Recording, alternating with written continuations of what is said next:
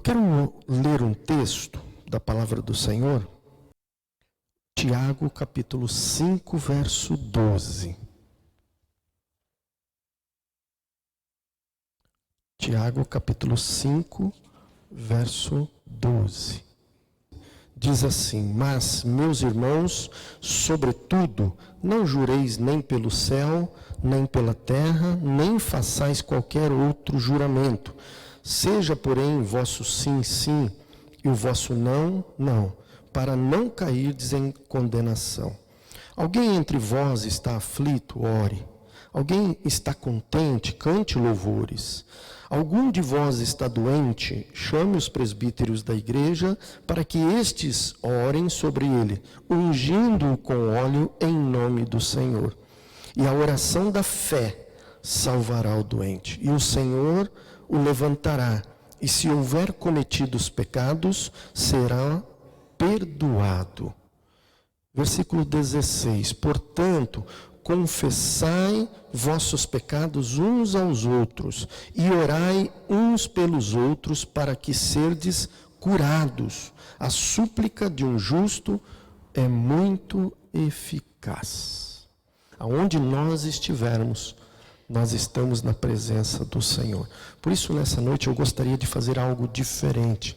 Eu gostaria que você pudesse se juntar aí com alguém do seu lado, aonde você está, se quiser ir atrás ou na frente, fique à vontade. Junta com a pessoa aí, e nós gostaríamos de orar neste momento, e que você possa orar com essa pessoa que está ao seu lado, que você possa orar com essa pessoa que você está aí na frente, ou vai com a pessoa atrás, né? Nós queremos orar nesse momento e queremos colocar diante do Senhor, porque a palavra do Senhor diz que a fé que cremos através da oração pode muito nos seus efeitos.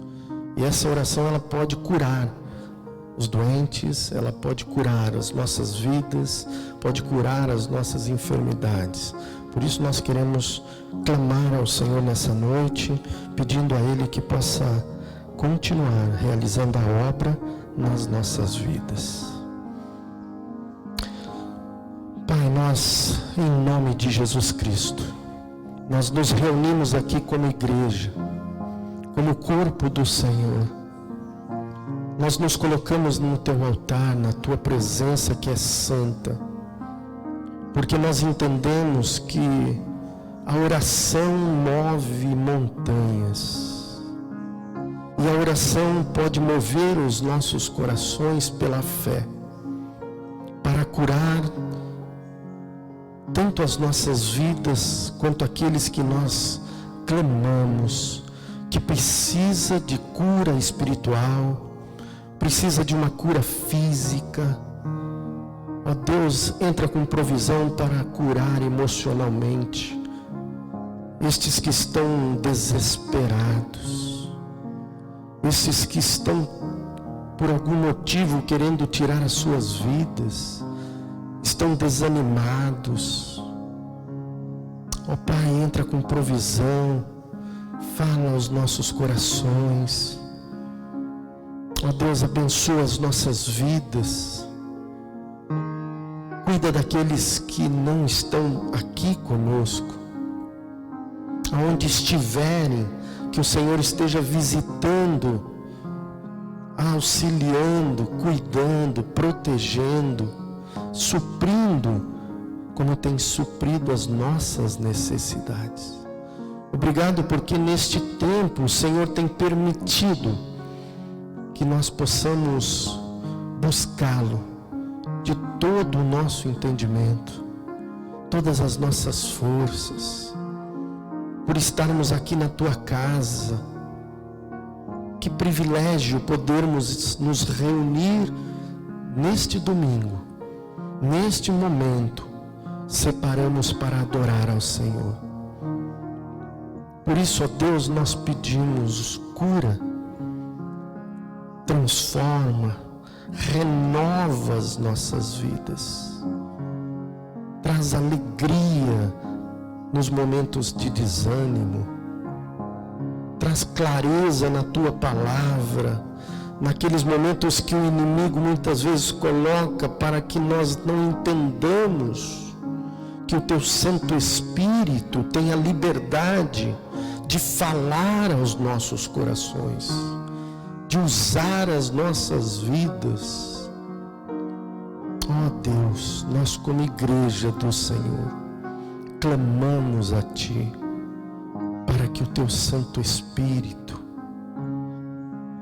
sonde os nossos corações e receba a nossa adoração nesta noite, pois viemos na Tua casa para nos reunir e glorificar e exaltar ao Senhor. Este é um motivo principal pelo qual nós estamos aqui, para adorá-lo, para bendizê-lo, para agradecer ao Senhor pelos Teus feitos e pelas Tuas maravilhas. Por isso nós nos reunimos como igreja, como corpo, orando uns pelos outros, para que sejamos sarados, curados, transformados pela Tua palavra.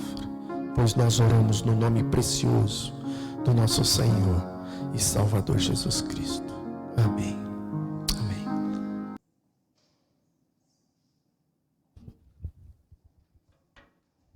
Boa noite, querida igreja. Que a doce paz de Cristo seja com todos. Amém?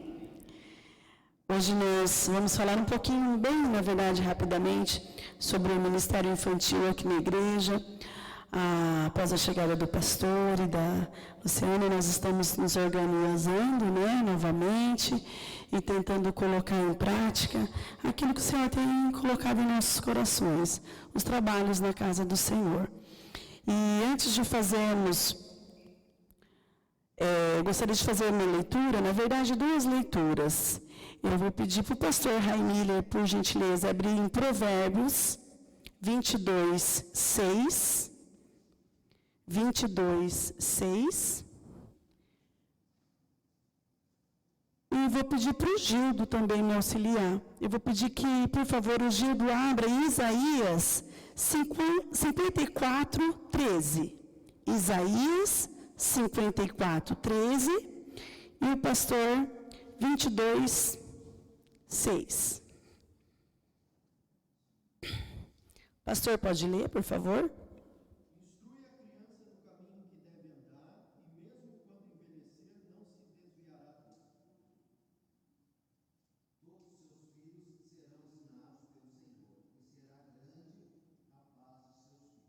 Amém, amém. Irmãos, a gente sabe a importância que tem o ministério infantil na igreja e também, ao mesmo tempo, a gente sabe que o quanto também não é fácil levar o ministério infantil. É alguma coisa de muita responsabilidade. Quem já trabalhou com as crianças sabe.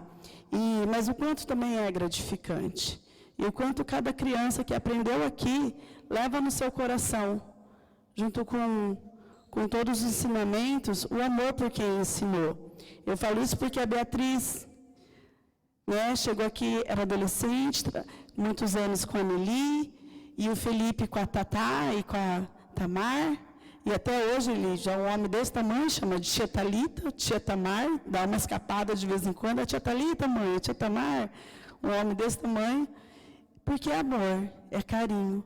E eu sou grato, meu coração é verdadeiramente grato a Thalita, a Tamar, a Nelly e ao Walter, que também foi professor deles na juventude, também ao Paulo, e a todos que fizeram presente, porque eu sei que os meus filhos cresceram espiritualmente nesta igreja.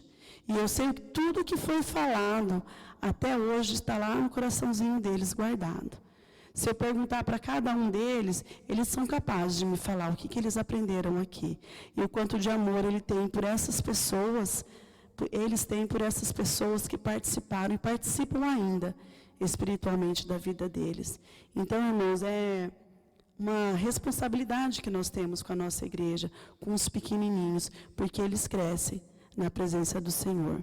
Então, se eu perguntar para a Ana, para a Mene, para a Bria, para a Ju, tá lá, para o Dani, aqui, essa coisa linda também. Eu sei que cada um deles, o Davi, eu sei que cada um deles tem coisas boas para falar aqui, que aprenderam aqui na igreja, com essas pessoas que se propuseram a fazer esse trabalho, que por vezes não é fácil, irmãos, mas tão necessário dentro da nossa igreja.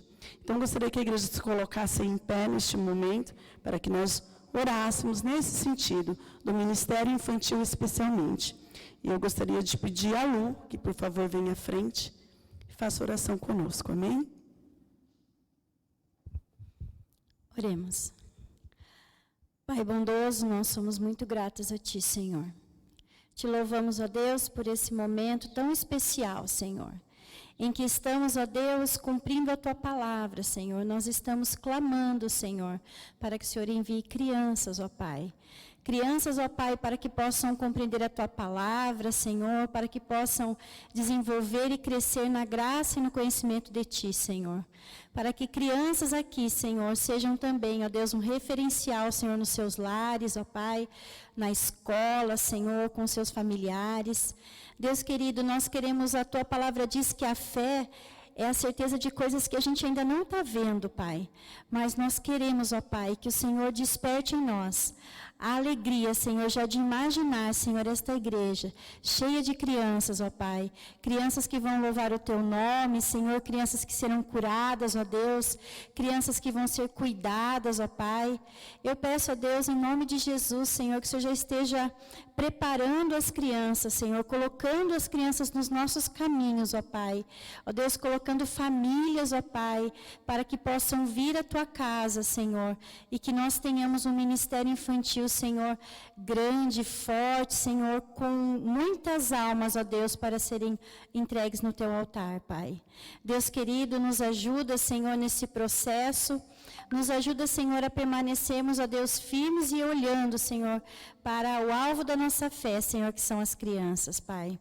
Deus querido, nós também Te louvamos, ó Pai, pelos jovens, juniores, adolescentes da igreja, que são frutos, Senhor, do investimento, Senhor, de servos do Senhor desta igreja, Pai, que investiram tempo, dedicação, Senhor, para que eles hoje possam, ó Deus, se lembrar de verdades, ó Deus, da Tua palavra, Senhor. Deus querido, mais uma vez, nós já Te louvamos, ó Pai, por aquilo que o Senhor fará nesta igreja, Pai, pelas crianças que o Senhor trará, Pai, e nos ajuda a estarmos preparados, ó Deus, para recebê-las com muito amor e carinho. Assim eu oro em nome de Jesus. Amém. A amada igreja pode se sentar. Ontem foi, então, uma tarde maravilhosa que nós passamos aqui na igreja. Tivemos um momento de reflexão muito gostoso, um momento também de descontração aqui, né? E tivemos a dinâmica das emoções, que eu gostei bastante. A dinâmica era assim, tá? Tinha uma latinha de lixo e um baúzinho. E várias emoções, todas dobradas dentro de um pote. Aí você tinha que vir, abrir, ler a emoção, e aí você decidia se ia jogar fora ou se ia colocar no baú. E foi muito fácil, né? Aí alguém tirou raiva, jogou fora. Aí alguém tirou amor, guardou. Aí alguém tirou a ira, jogou fora, tão rápido. E aí tirou fé, já colocou no baú, né? Aí alguém tirou a fofoca, eu fui lá, tirei, colocou no lixo, eu fui lá, tirei. Falei, não, gente, vamos parar. Estou brincando. Foi tão fácil, cada um jogar fora o que tinha que ser jogado e guardar o que tinha que ser guardado. Mas no final a gente refletiu que será que a gente consegue fazer isso mesmo de verdade, no dia a dia, né? Na nossa vida com Cristo. Será que a gente dá conta de jogar toda a raiva fora? Toda a mágoa, toda a inveja, toda a tristeza? Será que a gente dá conta de guardar sempre a fé no Senhor? Será que a gente sempre dá conta de guardar o amor, mesmo naquelas horas mais difíceis? E a gente fez uma reflexão aqui que nem sempre é fácil, mas que Deus é tão maravilhoso que Ele consegue nos ajudar neste momento que é difícil, né? Da gente tentar guardar as coisas boas e jogar fora aquilo que a gente não precisa. E durante toda a tarde foi muito gostoso, depois a gente teve um momento de compartilhar aqui das coisas gostosas, e foi muito bom. E teve uma frase que a Lu perguntou assim, quem aqui nasceu em lar cristão, ou quem já foi católico, né? E aí algumas pessoas ergueram a mão, quem não foi católico, e agora, né? E aí eu fiquei pensando, né? Eu tive o privilégio mesmo de nascer num lar cristão, que a minha avó já era cristã, a minha mãe, e isso realmente é um privilégio, irmãos, porque eu ouvi desse Deus maravilhoso desde o dia que eu nasci, ainda no ventre da minha mãe. Isso é um privilégio. Mas, ao mesmo tempo, a gente pensa também naqueles que não tiveram ainda essa oportunidade de ouvir dessa graça maravilhosa, de ouvir que existe um Deus que nos ama e que conduz, que pode conduzir as nossas emoções da maneira certa. E é pensando nisso, irmãos, que a gente pensa no trabalho do Senhor. O trabalho do Senhor precisa continuar. E para que seja realmente composto esse trabalho, que a gente consiga colocar pé nesse trabalho, é o contribuir. É importante. O contribuir financeiramente, com aquilo que o Senhor coloca no seu coração, contribuir com o seu tempo, contribuir da melhor forma que você pode, vindo à igreja, participando dos cultos, se prontificando a trabalhar também naquilo que o Senhor chama, e também financeiramente, porque a casa do Senhor precisa, né, de todas as contribuições. Boa noite mais uma vez, graça e paz. O meu desejo, acho que é essa oração, é que essa igreja seja um farol. Todo mundo que passar ou vier para esse ambiente, para essa cidade, possa ver a luz de Cristo aqui. Viu? Esse é o nosso desejo, que seja esse o farol que possa brilhar, né, em nossas vidas. Também para louvor e glória do Senhor. Amém? Olha só, você vai ver às vezes a gente mexendo para lá, mexendo para cá, né? Eu, Paulo, Rodrigo, as meninas, várias pessoas aí vão estar às vezes mexendo para lá, para cá, tentando funcionar, às vezes vai dar um probleminha outro. Não se assuste, viu? Jesus ainda não voltou, né? É nós que estamos aí ajustando, organizando para fazer o melhor. Nós queremos ver a nossa igreja trabalhando aí para que seja divulgado o nome do Senhor Jesus por todos os meios que o Senhor nos permitir divulgarmos, quer seja aqui presencial, sentindo a presença dos irmãos, quer seja pela internet, por folhetos, por todo o modo que nós conseguirmos, nós queremos levar o nome de Cristo. Amém? Abra sua Bíblia, olha, isso vai ser só um pouco da introdução nessa noite. Eu espero que a gente termine ainda hoje essa mensagem. Gênesis capítulo 32. Gênesis capítulo 32. Eu vou começar a partir do versículo 23.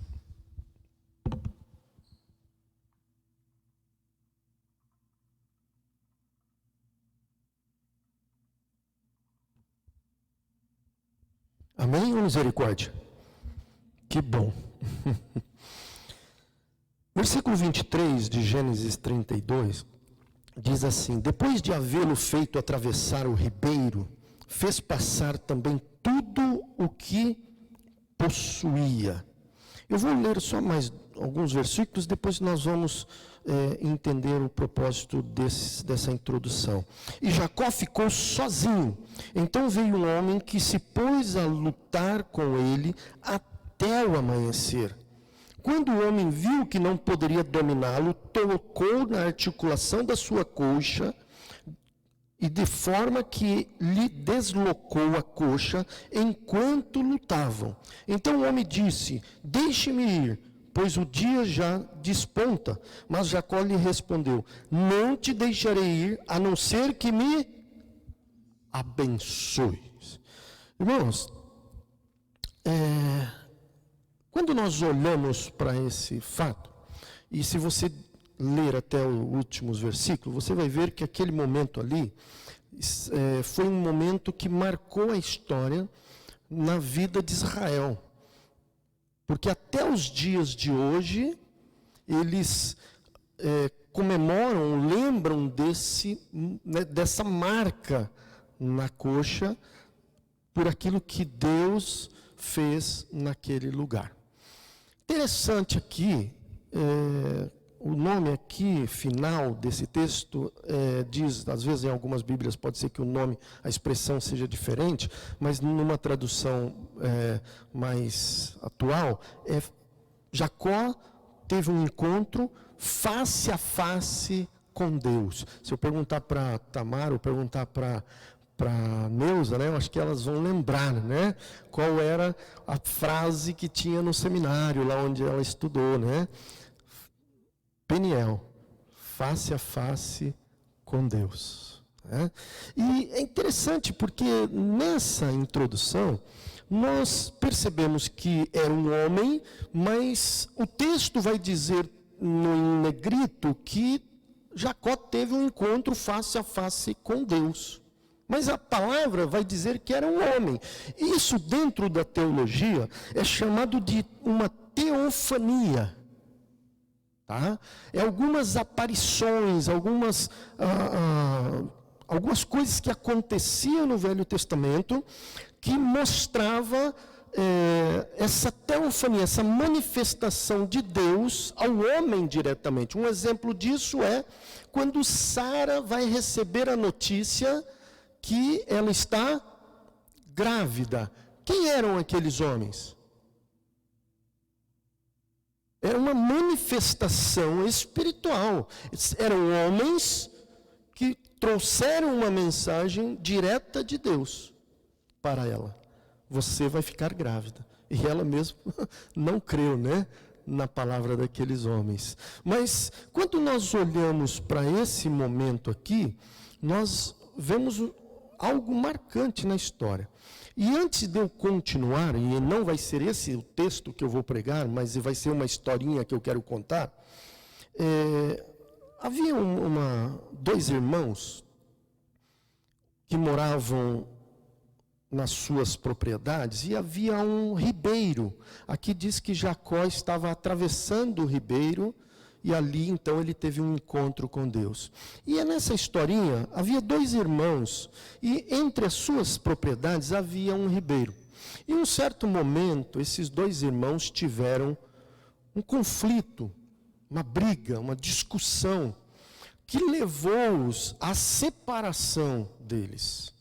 Aonde chegou um momento que eles não poderiam mais conversar, não conseguiam mais conversar um com o outro.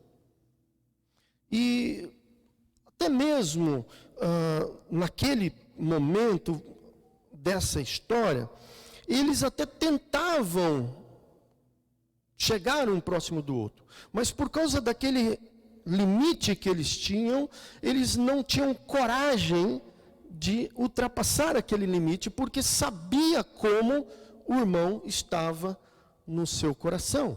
Então aquilo dificultava, distanciava o relacionamento com o seu irmão. Se você continuar a história de Jacó, você vai ver essa história aqui. Mas nessa história que eu estou dizendo, aparece um homem e bate na porta de um desses irmãos, dizendo: olha, você tem algum trabalho para mim? Eu estou passando por aqui e eu preciso trabalhar. E esse irmão, então, que estava brigado com o outro: eu sei o que eu tenho para você, eu tenho um trabalho para você. Está vendo aquelas madeiras? Você vai pegar aquelas madeiras, tem um ribeiro que divide a minha terra com o meu irmão, que eu briguei, e eu gostaria que você construísse ali um muro, uma cerca, que dividisse essa propriedade com uma cerca, para que realmente o meu irmão soubesse que eu não quero mais nada com ele. E então esse carpinteiro pegou todo o seu material, suas ferramentas e foi até aquele rio. Enquanto isso, aquele irmão que tinha contratado o carpinteiro foi para a cidade. Quando ele voltou da cidade, e ele olhou para aquela separação que estava ali, aquele carpinteiro, em vez de construir uma cerca, ele construiu uma ponte. E aquele irmão ficou muito irado com isso, muito irado. E ele então, bravo, irado com o carpinteiro, indo em direção àquela ponte, para destruir aquela ponte, naquele momento, o seu irmão estava vindo de encontro, atravessando aquela ponte. E naquele momento que nós vemos, foi um momento que abriu o seu coração. Porque aquele irmão veio de braços abertos, atravessando aquela ponte, para abraçar o seu irmão. Quando você olha a história de Jacó, a ponte, aquela divisão é o que marcava a história deles. Porque o seu irmão queria matá-lo, pelas coisas que ele tinha feito. A partir da hora que Jacó teve um encontro com este homem, que a Bíblia diz que ele esteve face a face com Deus, no outro dia ele manda alguns presentes, manda algumas mulheres ao encontro do seu irmão. Mas quando ele chega próximo do seu irmão, o seu irmão dá um abraço nele. Por que eu estou dizendo isso, irmãos? Porque nos dias de hoje, tem muitas pessoas construindo muros, barreiras, de coisas que limitam as pessoas, em vez de construírem pontes. Mas a única forma de nós construirmos pontes é através do amor.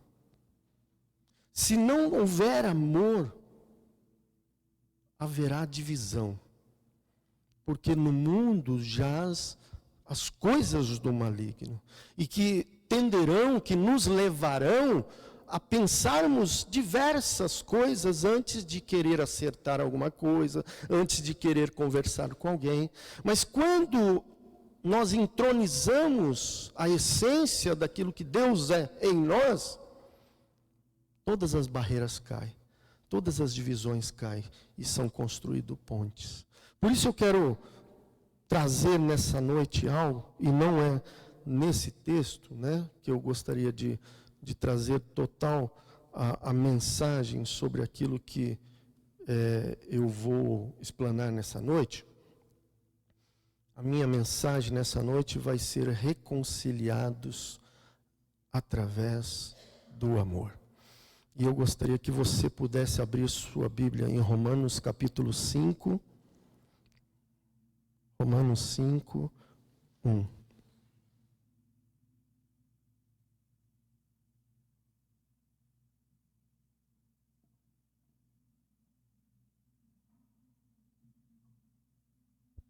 Amém?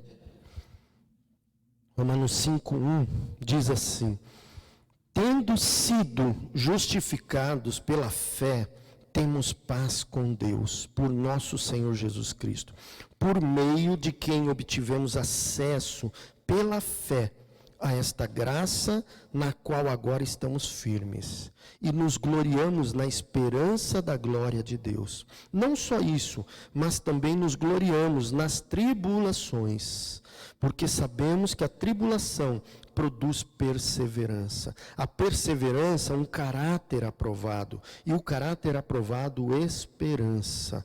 E a esperança não nos decepciona, porque Deus derramou o seu amor em nossos corações por meio do Espírito Santo, que Ele nos concedeu. De fato, no devido tempo, quando ainda éramos fracos, Cristo morreu pelos ímpios. Dificilmente haverá alguém que morra por alguém ou por um justo. Pelo homem bom, talvez alguém tenha coragem de morrer, mas Deus demonstra o seu amor por nós. Cristo morreu em nosso favor quando ainda éramos pecadores. Como agora fomos justificados por seu sangue, muito mais ainda seremos salvos da ira de Deus por meio dele. Se quando éramos inimigos de Deus, fomos reconciliados com ele, mediante a morte de seu filho.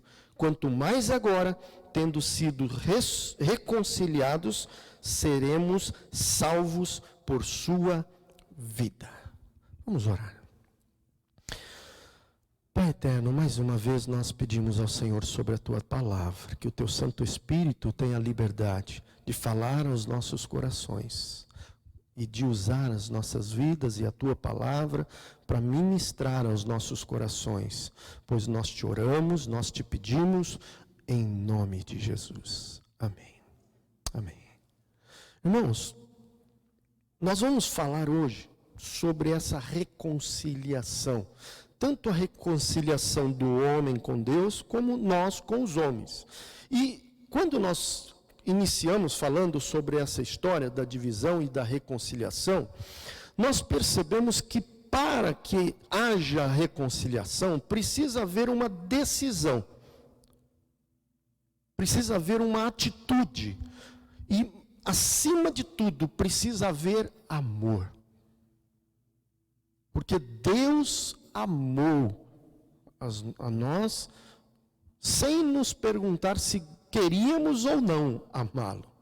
Ele nos amou primeiro. Por isso a reconciliação sem amor são palavras sem sentimentos, são palavras sem ação.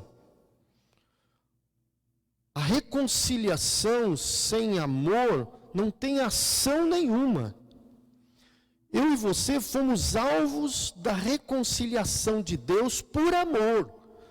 Porque senão a ira de Deus nos consumiríamos. Destruiria nós como um piscar de olhos. Por isso Deus nos amou. E quando nós ouvimos João 3,16, diz o que lá no início? Porque amou eu e você o mundo. Deus não escolheu eu mais bonito e o outro mais feio, ou menos agradável, ou mais bonzinho. Não, Deus não viu estas coisas. Deus não estava preocupado nestas coisas. Deus apenas amou a sua criação, independente de como ela era, para que pudesse ter reconciliação com Ele, pudesse voltar a ter relacionamento com Ele. Por isso Deus amou a todos. E João 1,12 diz, mas a todos quanto o receberam, Ele deu o direito de se tornarem seus filhos. Além de Deus nos amar, reconciliar alguém que não era nada, pecador, ainda disse assim, agora ainda eu quero ser seu pai, eu quero cuidar de você, eu quero dar a você tudo aquilo que você nem imagina que eu possa dar. Por isso a reconciliação é tão importante nas nossas vidas. E quando eu penso em reconciliação, eu volto um pouquinho quando eu era menino. E na minha família, é somente eu e minha irmã. Eu não tive mais irmãos. E meu pai faleceu, nós tínhamos 12 anos eu tinha 8 anos de idade, minha irmã tinha 12. E nós, na adolescência, depois que meu pai faleceu, passamos um período bem difícil, mas eu brigava muito com a minha irmã, eu e ela. Nós brigávamos demais, os dois. Né? Eu não sei se você já brigou muito com o seu irmão, né? Com seus irmãos ou não, mas eu brigava com a minha irmã. Né? Ela era muito chata, né? Mas hoje ela é melhorzinha. Brincadeira, eu amo a minha irmã. Né? Mas nós brigávamos muito. E o que era mais difícil, sabe o que era? Era quando nós brigávamos, e aí a minha mãe chamava nós dois e dizia assim, agora vocês vão ter que perdoar uns aos outros. Gente, como era difícil aquilo lá. Porque nós tínhamos que declarar. Vai, pede perdão. Pede perdão. E dava aquela vontade até de dizer assim, agora eu vou pedir, mas depois você vai ver só. Né? Mas ainda a gente pedia, né? Perdão. Não é assim que fala como perdão. Perdão é um coração quebrantado. Né? Então, a gente tinha que pedir perdão com um sorriso nos lábios. Né? A gente tinha que pedir perdão para sentir no coração o perdão, né? Então, quando eu chegava aquele momento, que eu falava para minha irmã, perdão, me perdoa por aquilo que eu fiz, isso e isso. Gente, havia quebrantamento, havia restauração. A gente não pensava mais naquilo. Nós poderíamos até brigar no outro dia de novo, mas era por outras coisas. por outras coisas. Nós pedíamos perdão por outras coisas, não mais por aquilo, porque aquilo já tinha passado, aquilo já não estava mais no coração, porque houve um perdão, houve uma reconciliação. E minha mãe era essa que era a que conciliava a gente lá, porque o negócio pegava lá em casa, né? Imagina se tivesse mais filhos, como tem famílias aí que tem 8, 9, 10 filhos, né? Imagina, minha mãe sofreu com os 2, imagina se tivesse mais. Mas é uma lutadora aí também. Mas olha só, isso não é uma escolha, é uma decisão de querer fazer e perdoar. Por isso, nós, quando pensamos na questão do perdão, quando nós pensamos na questão da reconciliação, nós temos visto na história da igreja um grande índice de falta de perdão. Quanto mais a sociedade, se na igreja do Senhor Jesus, que foi reconciliada, que foi restaurada pelo seu grande amor, que hoje conhece o amor de Jesus, há dificuldades de, às vezes, relacionamento, de reconhecer essa maneira de perdoar. Imagina lá fora como as coisas estão. Porque às vezes as pessoas lá fora até dizem, não te perdoo, faço isso, faço aquilo, mas o coração da pessoa não perdoou. Às vezes da boca para fora, mas as atitudes demonstram outras coisas. E a igreja, ela precisa ser esse farol. A igreja precisa mostrar para a sociedade o que é perdão. A igreja precisa demonstrar para a sociedade o que é reconciliação. Esse é um dos papéis que a igreja tem. Levar a sociedade à reconciliação com Deus. E quando nós olhamos dentro desse parâmetro, nós vemos que quando há uma oportunidade dessa, de reconciliação de alguém com Deus, há comunhão, há quebrantamento, há amor. E mesmo quando isso acontece, nós vemos que a partir deste momento, Deus começa a agir na vida da pessoa. E mostrar para a pessoa como é também perdoar as pessoas. Porque às vezes nós recebemos o perdão de Deus, nós nos reconciliamos com Deus, mas nós não perdoamos as pessoas. E isso acontece muito nas famílias, na igreja, na sociedade também, pior ainda. Mas nós precisamos reduzir essas ações aonde se afastam as pessoas de nós. E trazer as pessoas mais perto de nós, para que possamos levar essas pessoas mais perto de Cristo. Mas isso só pode acontecermos através de um coração reconciliado com Jesus Cristo, pois foi Ele que nos reconciliou com Ele, com Deus, com o Pai primeiro, por amor a nós.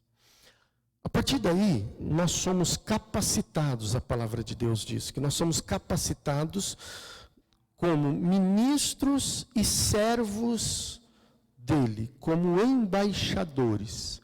Deus primeiro reconciliou o mundo com o Pai. Depois, ele capacitou para que sejam representantes do reino dos céus aqui na terra. E nós vamos ver isso. 1 Coríntios, capítulo 5, verso 18. 1 Coríntios, capítulo 5. Perdão, 2 Coríntios. 2 Coríntios 5, 18. Se você quiser abrir comigo, ou você pode ler lá também.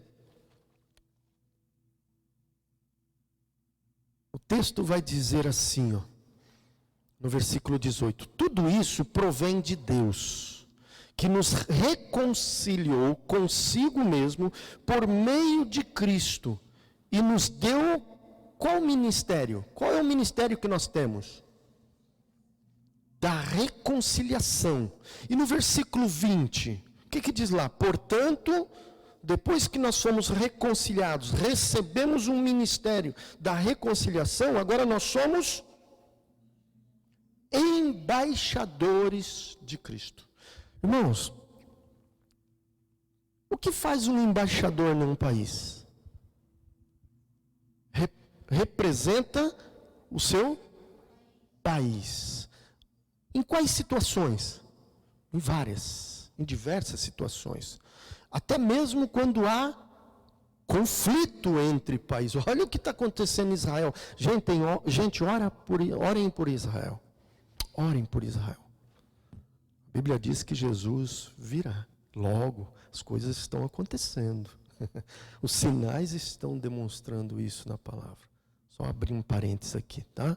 Mas, quando nós olhamos para um embaixador que representa um país e que está lá, até mesmo entre países que estão em conflitos, ele serve como um mediador. Ele serve lá como mediador.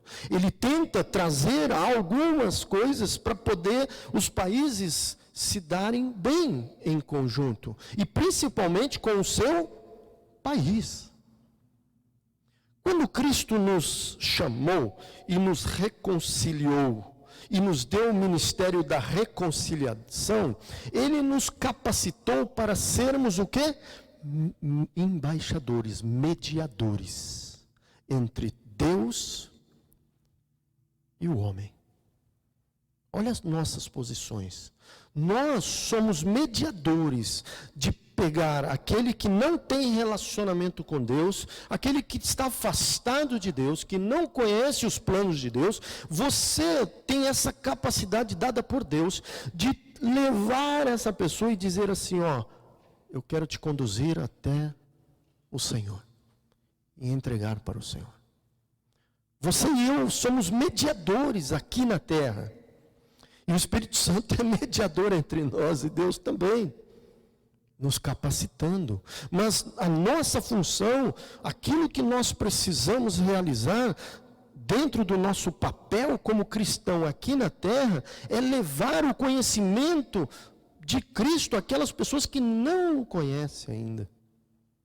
Diga comigo, eu sou embaixador de Cristo aqui na terra, e eu preciso, como representante dele, porque você e eu somos representantes dele aqui na terra, para levar as pessoas até ele. Você e eu tem esse papel aqui na terra, porque ele me amou e te amou primeiro. E nessa noite eu gostaria de apresentar algumas virtudes que a palavra de Deus traz e que nos farão embaixadores, funcional na obra do Senhor.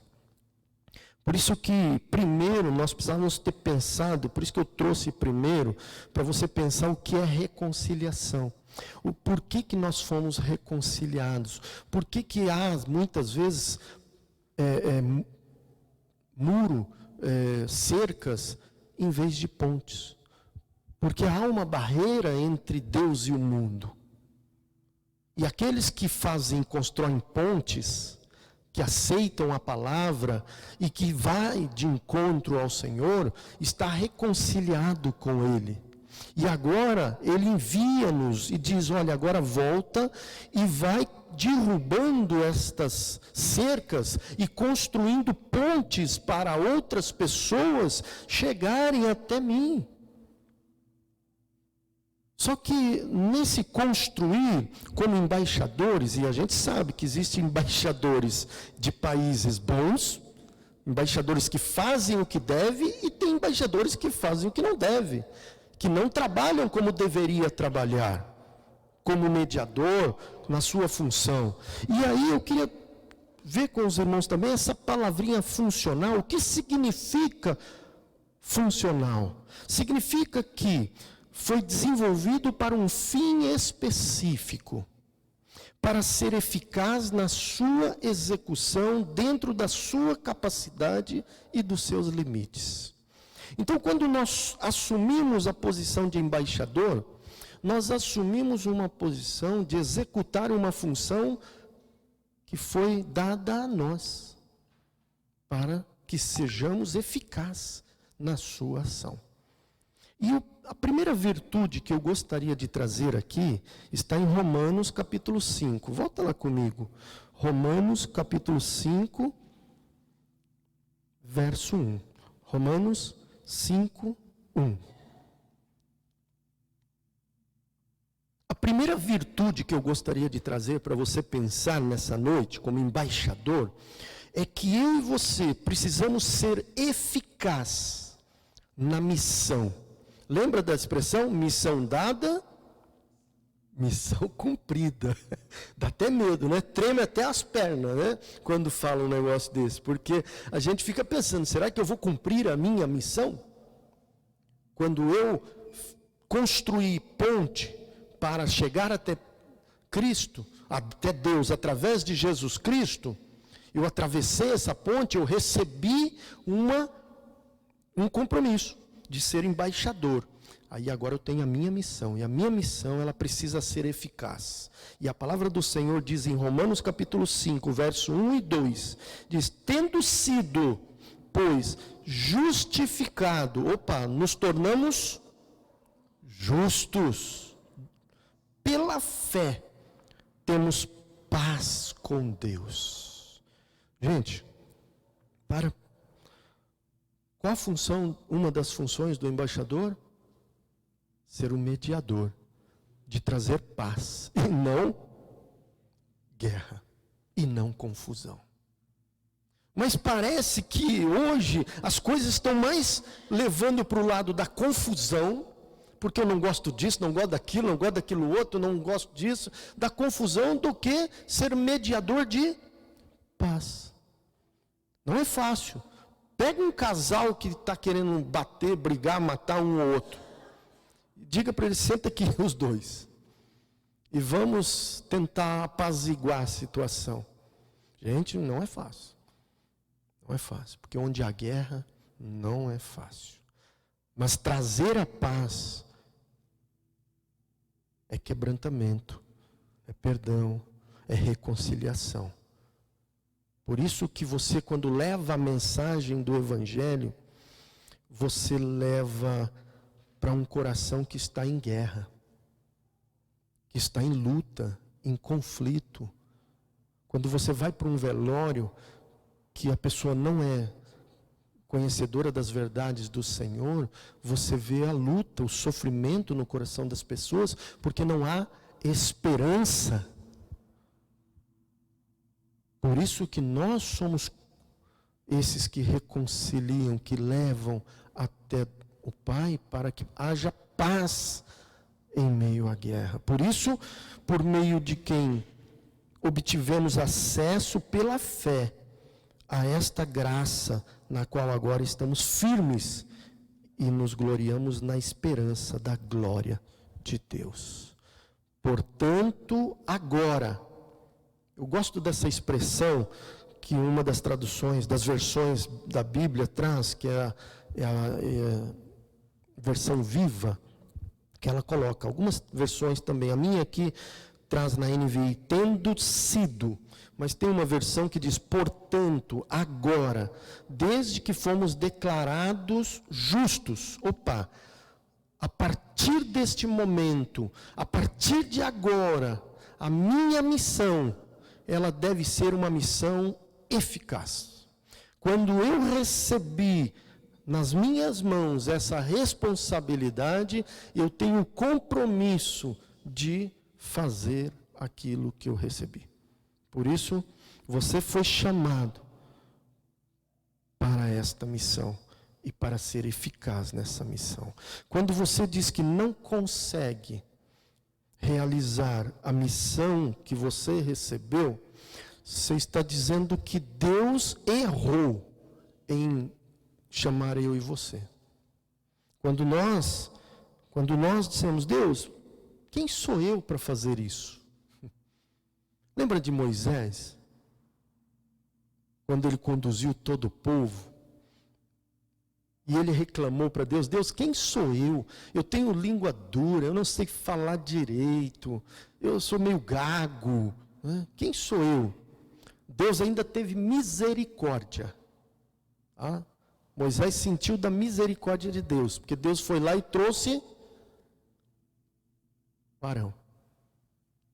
Vou trazer um, vai, mas a responsabilidade é tua, não é dele, de conduzir o povo.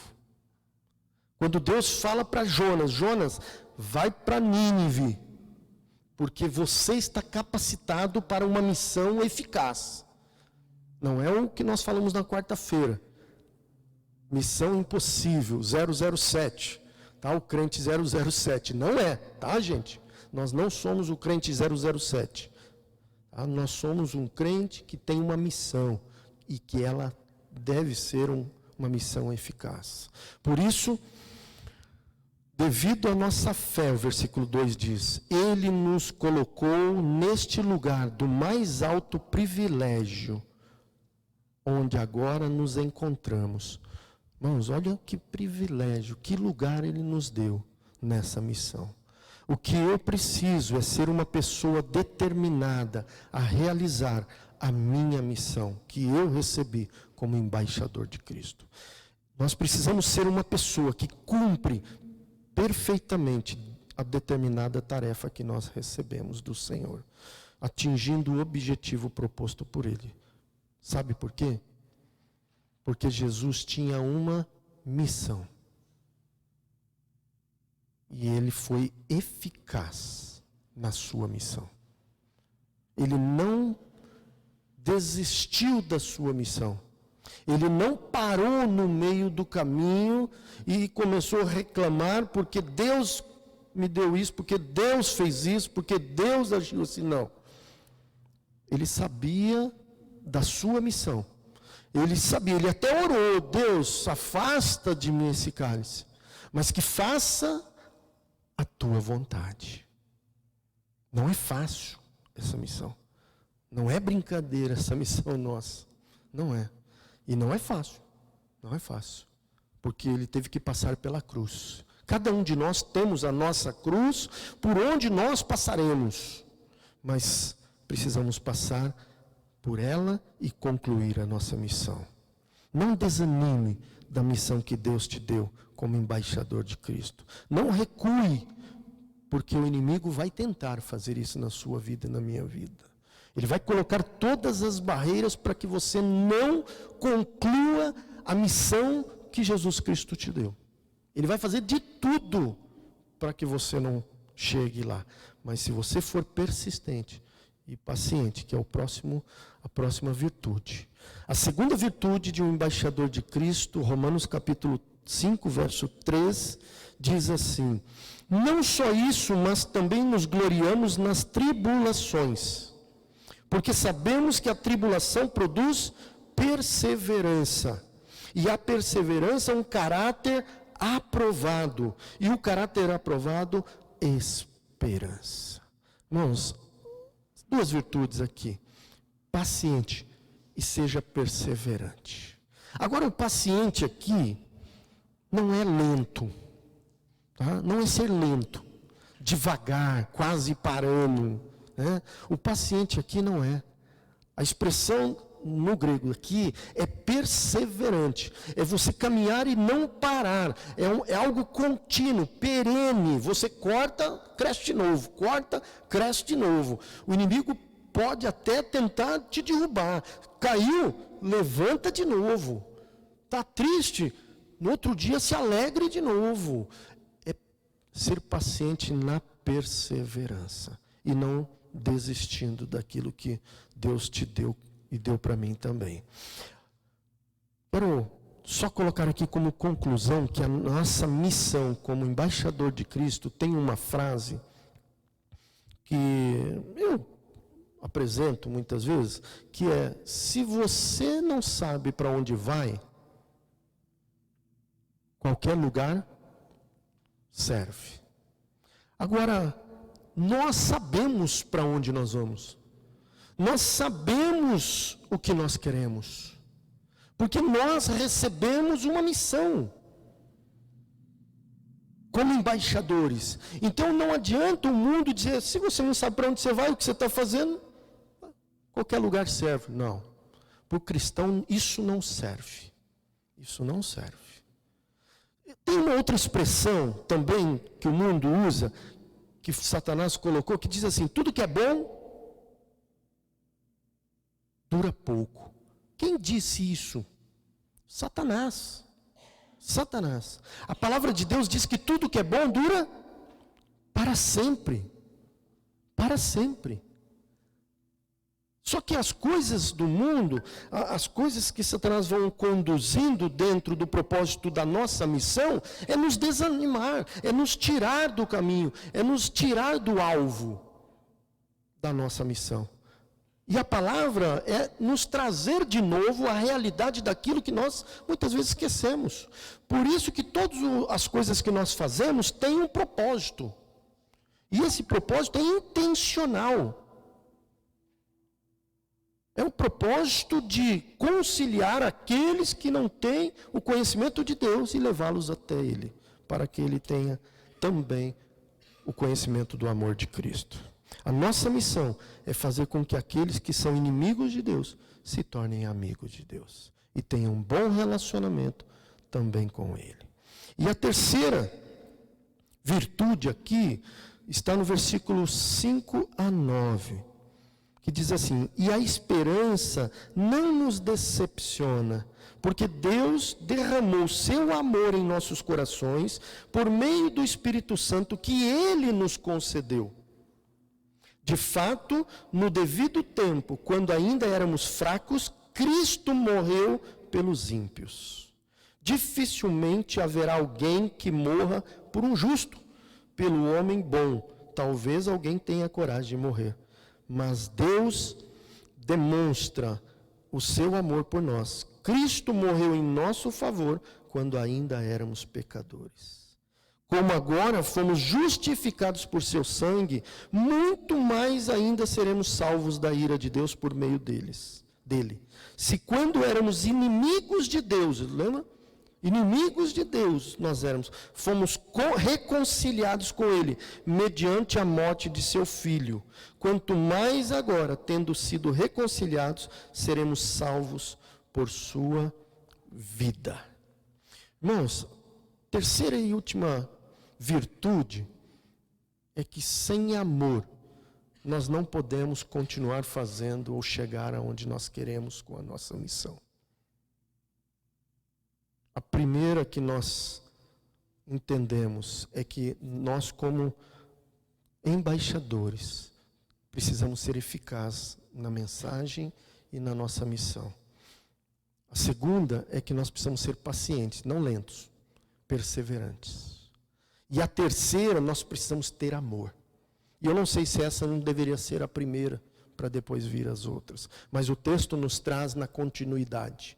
E na continuidade vai dizer exatamente isso, que o único lugar que a palavra expressada aqui diz ter é melhor do que ser. Quando ele diz no versículo 5 em diante, ele diz, e a esperança não nos decepciona, porque Deus derramou o seu amor em nossos corações, por meio do Espírito Santo, que Ele nos concedeu. E, de fato, no devido tempo, nós precisamos ter amor para dar às pessoas. E é interessante essa expressão, porque as pessoas, quando pensam em ter, elas pensam em adquirir alguma coisa, em construir alguma coisa, em possuir alguma coisa. E essa expressão de fato, ou devido, ter, isto, nessa expressão, ela é aceitável, porque ela é transferida pelo ser. E o ser, melhores cristãos. O ser, melhores pais, melhores amigos, melhores cidadãos do céu, através do amor que Cristo nos deu a cada um de nós. O amor é uma decisão que nós precisamos ter de amar até mesmo aqueles que nós odiamos. É uma atitude de fé. E eu gostaria que você abrisse em 1 Coríntios capítulo 13, verso 13, para lermos esse texto. É uma atitude de fé.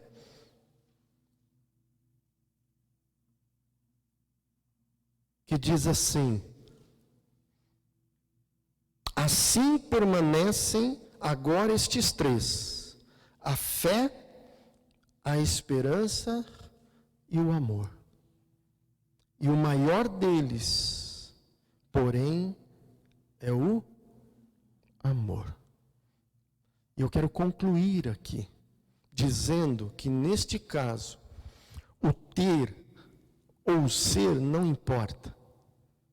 O que importa é o amor de Cristo por nós, para sermos representantes dele aqui na terra. Por isso ele nos amou primeiro, porque nós não podemos dar nada, eu e você, não podemos dar nada a ninguém daquilo que nós nunca recebemos. Por isso Deus nos deu primeiro o amor dele. Porque senão nós não conseguiríamos dar a alguém o amor que nós recebemos dele. Mas quando recebemos dele e fomos reconciliados com ele e somos representantes dele, agora nós temos algo para dar às pessoas: o amor. O amor que ele tem pelo pecador, o amor que ele tem por nós e por aqueles que carecem da sua graça.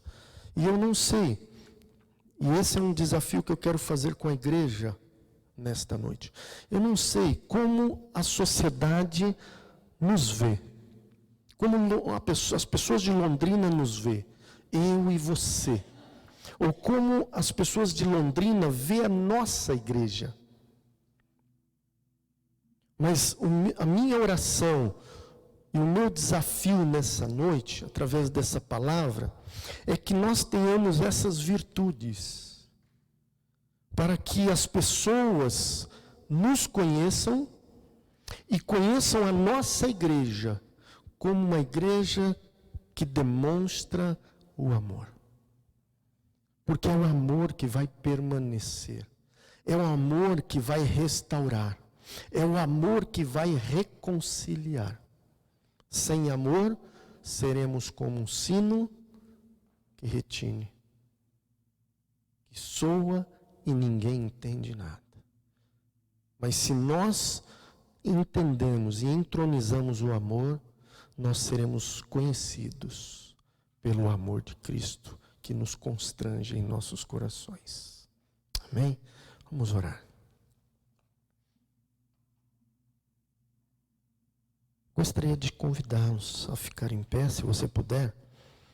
E se você realmente compreende o seu papel, o seu compromisso como embaixador de Cristo, no lugar que você está, que você possa orar, você e Deus, e dizer: Senhor, eu entendo o meu papel. E pode ser que até hoje eu tenha falhado neste papel como embaixador de Cristo. Quem sabe eu tenho, às vezes, me omitido desse papel pelo qual eu recebi do Senhor, o Rei dos Reis, o Senhor dos Senhores.